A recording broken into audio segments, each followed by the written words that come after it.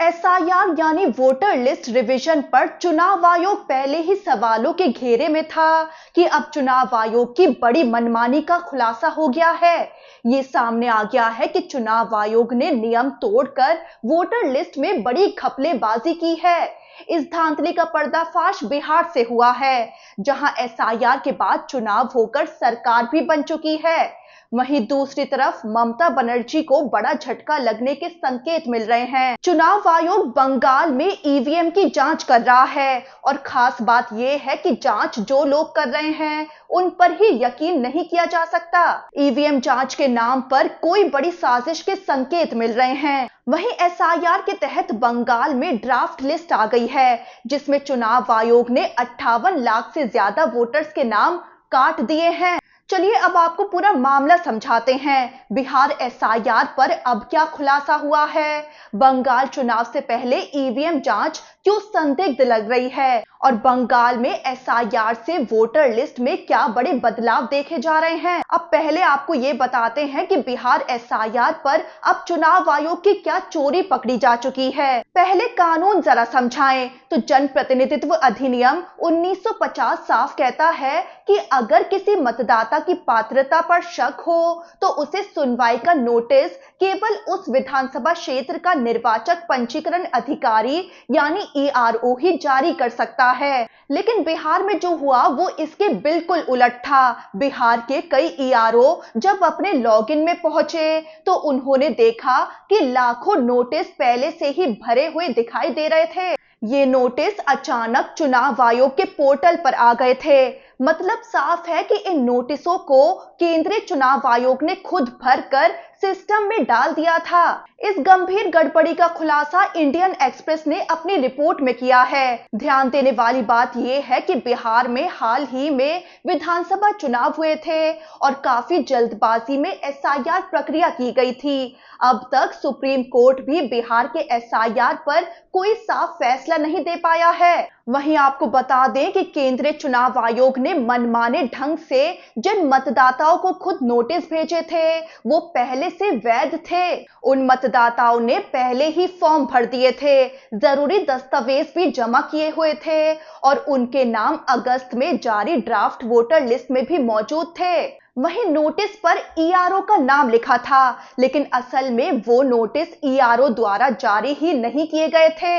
यही वजह है कि कई ईआरओ ने इन नोटिसों पर कोई कार्रवाई करने से इनकार कर दिया था। इससे साफ है कि ये आदेश ऊपर से थोपे गए थे और इसकी कानूनी वैधता संदिग्ध थी। नोटिसों के बहाने छिपी गड़बड़ी खुलकर अब सामने आ गई है। पूरी एसआईआर प्रक्रिया बड़ी धांधली की ओर इशारा कर रही है। मुख्य चुनाव आयुक्त ज्ञानेश कुमार ने एक प्रेस कॉन्फ्रेंस में कहा था कि मतदाता सूची संशोधन एक विकेंद्रीकृत प्रक्रिया है। उन्होंने दावा किया था कि ना वो खुद ना ही चुनाव आयोग का कोई अधिकारी किसी का नाम जोड़ या हटा सकता है जब तक पूरी कानूनी प्रक्रिया ना अपनाई जाए। लेकिन बिहार की ये घटना उनके इस दावे के बिल्कुल उलट जाती है। इससे चुनाव आयोग की दोहरी नीति और विश्वसनीयता पर बड़ा सवाल खड़ा हो रहा है। तो ये मामला सिर्फ एक प्रक्रियात्मक चूक नहीं है, ये चुनाव आयोग की खतरनाक मनमानी और कानून की खुली अवहेलना का उदाहरण है। वहीं बिहार में तो चुनाव होकर सरकार भी बन चुकी है,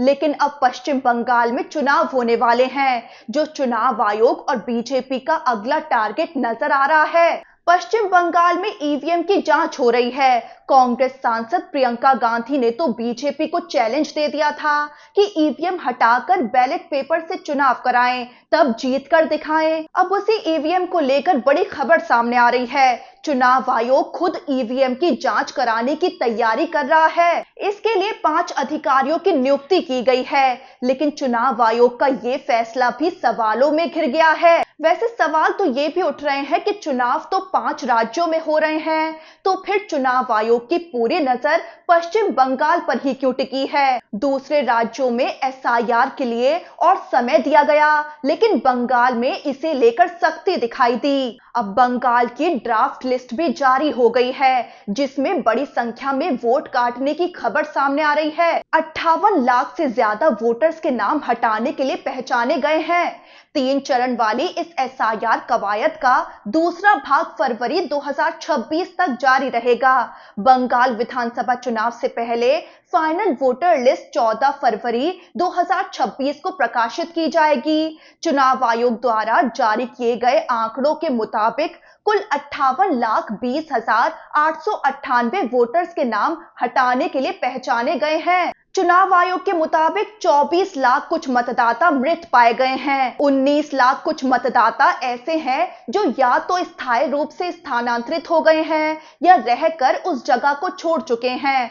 12 लाख कुछ मतदाताओं को लापता के रूप में चिन्हित किया गया है और 1 लाख नाम डुप्लीकेट, झूठे या फर्जी बताए गए हैं। 57,000 नाम डिलीट करते हुए अन्य कारणों की श्रेणी में रखे गए हैं। उधर बंगाल में ईवीएम जांचने की प्रक्रिया भी संदिग्ध मानी जा रही है। इलेक्शन कमीशन ने ईवीएम की फर्स्ट लेवल चेकिंग के लिए 5 नोडल अधिकारियों की नियुक्ति की है। पांचों अधिकारी पश्चिम बंगाल के बाहर के राज्यों से बुलाए गए हैं। अरुणाचल प्रदेश, महाराष्ट्र, मेघालय, मिजोरम और एक केंद्रीय चुनाव आयोग के अधिकारी को ये जिम्मेदारी सौंपी गई है। अब आप देख सकते हैं कि अरुणाचल प्रदेश, महाराष्ट्र, मेघालय और मिजोरम चारों ही राज्यों में बीजेपी वाले एनडीए की सरकार है। 2 राज्यों में बीजेपी का सीएम है तो 2 में बीजेपी के सहयोगी दल का सीएम है। 5वें अधिकारी चुनाव आयोग से हैं, जिन पर बीजेपी के पक्ष में फैसला लेने के आरोप पहले से ही लग रहे हैं।